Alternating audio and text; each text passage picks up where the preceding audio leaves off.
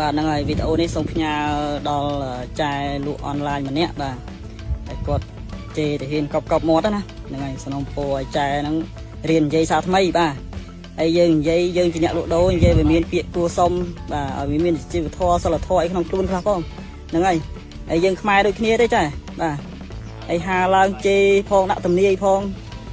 ហើយខ្ញុំក្នុងនាមខ្ញុំជាកងទ័ពមួយរូបដែរហ្នឹងហើយនៅសមរភូមិដែរ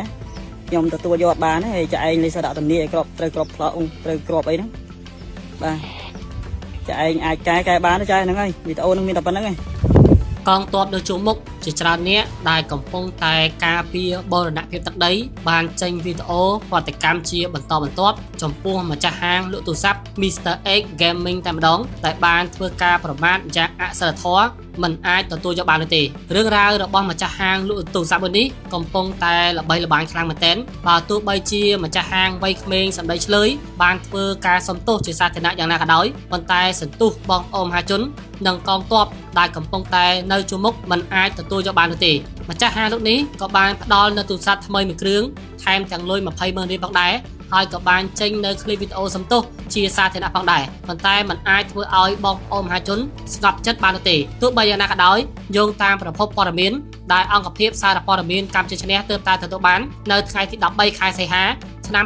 2026ម្ចាស់ហាងរូបនេះនឹងត្រូវចូលបំភ្លឺនៅនាយកដ្ឋាននគរបាលប្រឆាំងបទល្មើសបច្ចេកវិទ្យាតើសមត្ថកិច្ចអាចនឹងខាត់ខ្លួននិងវាស់កម្ពស់ម្ចាស់ហាងរូបនេះដើម្បីបញ្ជូនទៅតុលាការដែរទេខណៈអ្នកខ្លះបានលើកឡើងថាសម្ដីជេរប្រមាថនេះធ្ងន់ធ្ងរខ្លាំងណាស់អាចជាបទល្មើសធ្វើឲ្យខូចទឹកចិត្តកងទ័ពរដ្ឋាភិបាលបងប្អូនដែលបានស្ដាប់សម្លេងនៃការជេរប្រមាថនេះពិតជាសាហាវដល់ថ្នាក់ដែលនារីមានវ័យតែប៉ុណ្ណេះអាចពោលពាក្យសម្ដីអសរោះជាទីបំផុតខណៈដែលរឿងរ៉ាវដំបូងគឺខ្លួនជាអ្នកខុសទេលក់ទូរស័ព្ទឲ្យវរៈកងទ័ពដែលជាទូរស័ព្ទអន់និងរលួយហើយវរៈកងទ័ពគ្រាន់តែចង់បានលុយវិញស្រាប់តែធ្វើការជេរប្រមាថយ៉ាងអសរោះជាទីបំផុតបងប្អូនរងចាំមើលទាំងអស់គ្នាតើជោគវាសនារបស់នារីវ័យក្មេងសម្ដីឆ្លើយដែលជាម្ចាស់ហាងលក់ទូរស័ព្ទ Mr X Gaming នេះនឹងទៅជាយ៉ាងណាបាទជំរាបសួរពុកម៉ែបងប្អូនថ្ងៃនេះ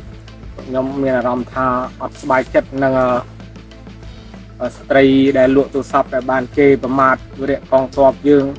សិតតែដាស់សារឲ្យប្របខ្លងដឹងហើយថាស្មោភូមិសង្គ្រាមពេលយើងធ្វើសង្គ្រាមមិនមែនយើងតែធ្វើម្នាក់ឯងទេបាទវាមានបកមានពួកយើងដាស់សារអញ្ចឹងវាខ្ញុំអត់ស្បាយចិត្តក្នុងនាមជាកងទ័ពដូចគ្នាអត់មានជាប់អីទេគ្រាន់តែក្នុងនាមជាកងទ័ពហើយមួយទៀតដែលគាត់និយាយថាបើឯងមិនចង់ការពារហើយរត់ចោលជួរទៅពាក្យហ្នឹងខ្ញុំស្អប់បំផុតក្នុងនាមជាកងទ័ពបាទធ្វើទៅហ៊ាន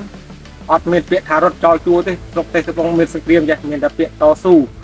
បាទមានអីអត់បង